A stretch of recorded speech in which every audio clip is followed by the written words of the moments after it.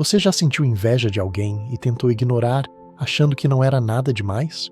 Já percebeu um sentimento crescer dentro de você, silenciosamente, até começar a mudar o seu humor, o seu olhar e até a forma como você se relaciona com as pessoas?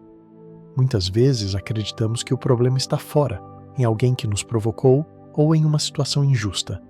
Mas a Bíblia nos mostra que alguns dos maiores conflitos da vida começam dentro do coração, muito antes de se tornarem atitudes visíveis. É isso que vamos refletir hoje, aqui em A Bíblia Aplicada. Em Gênesis capítulo 4, encontramos uma história que revela como sentimentos não tratados podem crescer, dominar e gerar consequências irreversíveis. E entender essa história pode mudar a forma como você lida com aquilo que está crescendo dentro de você hoje. Depois da saída do Jardim do Éden, a vida continua. Adão e Eva agora vivem fora daquele lugar de plena comunhão com Deus e começam a experimentar uma realidade marcada por esforço, escolhas e consequências. Ainda assim, Deus continua presente, e é nesse contexto que a Bíblia apresenta a primeira geração nascida fora do Éden. Em Gênesis capítulo 4, versículo 1, lemos que Eva dá à luz seu primeiro filho e o chama de Caim. O nascimento do primogênito carrega expectativa, continuidade e esperança. Algum tempo depois, nasce Abel, o segundo filho. 2 irmãos criados no mesmo lar, com a mesma origem e as mesmas referências espirituais, mas que, aos poucos, passam a trilhar caminhos diferentes. Caim se torna agricultor, alguém que trabalha a terra, planta, espera o tempo da colheita e depende do ciclo natural para ver o fruto do seu esforço.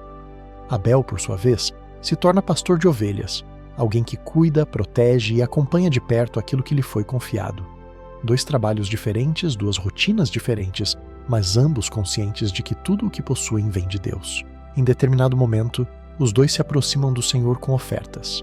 A Bíblia nos diz, em Gênesis capítulo 4, versículos 3 e 4, que Caim leva a Deus parte do que havia colhido da terra, enquanto Abel separa alguns dos primeiros animais do seu rebanho. Os 2 se colocam diante de Deus, reconhecendo que não são autossuficientes. Ainda assim, a resposta não é a mesma. O texto nos diz que o Senhor se agrada da oferta de Abel, mas não se agrada da oferta de Caim. A Bíblia não afirma que Deus rejeita Caim como pessoa, mas deixa claro que há algo em sua atitude que não encontra aprovação. Diante disso, Gênesis capítulo 4, versículo 5, nos conta que Caim fica irado e profundamente abatido. Seu semblante muda. Algo começa a se formar dentro dele. Aqui, a Bíblia nos revela algo muito próximo da nossa realidade. Nem toda queda começa com uma grande ação externa. Muitas começam com sentimentos internos que não são tratados.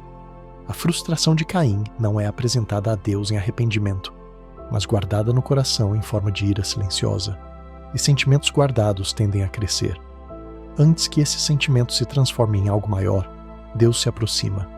Em Gênesis capítulo 4, versículos 6 e 7, o Senhor fala diretamente com Caim e pergunta por que ele está irado e com o semblante abatido. Deus não acusa, não se afasta e não ignora. Ele conversa e então faz um alerta claro. Se Caim fizer o que é certo, será aceito, mas se não fizer, o pecado está à porta, desejando dominá-lo. Ainda assim, Deus afirma que Caim pode dominá-lo. Essa fala de Deus revela uma verdade profunda. O problema não está fora, nem no irmão, nem na situação. O problema está no interior. O pecado não aparece de repente. Ele se aproxima, espera uma brecha e cresce quando não é confrontado. Naquele momento, Caim ainda tinha escolha. Ele ainda podia tratar aquilo que estava nascendo dentro do seu coração. Mas o texto bíblico não registra nenhuma resposta de Caim ao alerta de Deus.